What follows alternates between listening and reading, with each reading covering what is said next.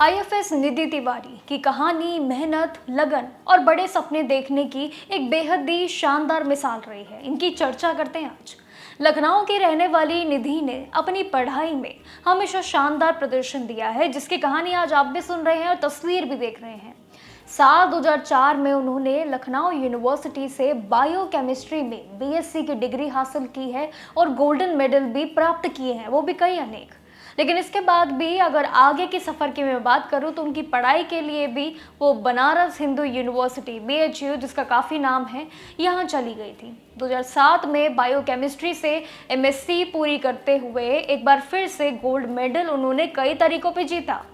पढ़ाई पूरी करने के बाद निधि ने साइंटिफिक रिसर्च का एक अपना करियर चुनने का एक अपना फैसला रखा और एक अपना पूरा एक विचार बनाया। इस साल 2007 में उनका सिलेक्शन देश के करीब प्रेस्टिजियस जितने भी संस्थान देखे, जिसमें सबसे बड़ा एटॉमिक रिसर्च सेंटर भी एक होता है, यहाँ पे साइंटिस्ट के तौर पे ये चुनी गई। अब इतना ही नहीं, वहाँ ट्रेनिंग के लिए भी महाराष्ट्र वो चली गई और साथ ही वहाँ भी उन्होंने साइंटिस्ट ट्रेनिंग में टॉप करते हुए गोल्ड मेडल यहाँ भी तीसरी बार प्राप्त किए। ये कहानी अभी यहाँ खत्म नहीं होती है, बल्कि एक सिक्योर और बेहतरीन जितने भी साइंटिफिक करियर के चुनने के रास्ते इन्होंने खुद तय किए। इसके बावजूद भी निधि का सपना देश के सिविल सर्विस में जाके पब्लिक एडमिनिस्ट्रेटिव में योगदान देने का एक सबसे बड़ी पहल भी मानी जाती है। अब इसीलिए उन्होंने यहाँ का रास्ता भी चुना। नौकरी के साथ साथ UPSC की तैयारी भी शुरू कर दी। इसके बाद फिर साल 2008 में इसी के दौरान उन्होंने UPPSC की यानी कि Uttar Pradesh public service commission की तैयारी शुरू की। यहाँ पे भी नहीं रुकी और ये परीक्षा जब दी उन्होंने तो इसमें कमर्शियल टैक्स डिपार्टमेंट में असिस्टेंट कमिश्नर के पद पे वो चुनी गई और साथ ही ये पद पे उन्हें काफ़ी सफलता भी प्राप्त हुई। लेकिन लगभग 2 साल तक इस पद पे काम करने के बाद भी उनका जो बड़ा सपना था वो IAS और साथ ही UPSC क्लियर करने का तो था ही, लेकिन आगे और भी जुनून थे। इसलिए उन्होंने अपनी कोशिश जारी भी रखी। लेकिन आखिरकार साल 2013 की UPSC सिविल सर्विस एग्जामिनेशन की यानी कि UPSC में ऑल इंडिया रैंक उन्होंने 96 पोजीशन पे हासिल की, 96 रैंक। उन्होंने साल 2014 की बैच में फिर से इंडियन फॉरेन सर्विस यानी कि IFS ज्वाइन कर ली और इतने पहले साल में ही 2012 में उन्होंने एग्ज़ाम क्लियर भी करा।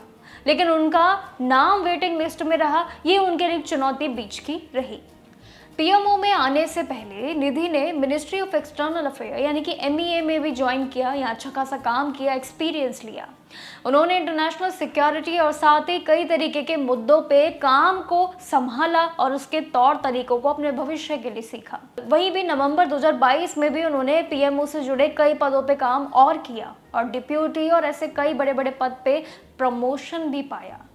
अब इतना ही सफ़र काफ़ी नहीं था, अभी और भी आगे बाकी है। इसी दौरान उन्होंने नेशनल सिक्योरिटी एडवाइज़र के रूप में भी यहाँ पे सबसे बड़ा पद चुना और एक सबसे बड़ा नाम भी बनाया। और देखिए कितनी सारी सरकारी मुकाम इन्होंने हासिल किए, जो आगे और सफ़र उनका बनता है।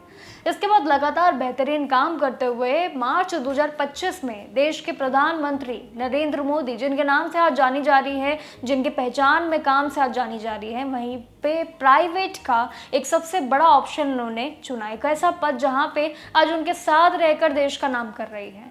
सभी का एक मन था कि आखिर कौन है ये निधि जो PM के साथ रहकर भी इतना बड़ा नाम कमा रही है, आखिर उन्होंने क्या क्या अचीवमेंट हासिल की है। तो देखिए आज की वीडियो में मैंने आपको वो सारी परीक्षाओं के बारे में बताया, वो सब चीज़ बताई जो हर एक सरकारी एस्पिरेंट के लिए ज़रूरी है कि आखिर सफ़र कैसा तय किया। और ये सफ़र बिल्कुल भी आसान नहीं था, काफ़ी मुश्किल भरा और कितने सारे चरणों के साथ रहा। यहाँ पर सिर्फ उन्होंने 2 या 3 परीक्षा पार नहीं की, कई सारी सरकारी परीक्षाओं का अनुभव लिया और जब जाके आज ये PM नरेंद्र मोदी के साथ हैं। यानी कि कहीं ना कहीं लोगों का एक जुनून जो है वो कहीं ना कहीं सफल होकर रहता है। तो कहानी आपको कैसी लगी ये कमेंट सेक्शन में ज़रूर बताइएगा। बाकी जानकारियों के लिए देखते रहिएगा जागरण जोश।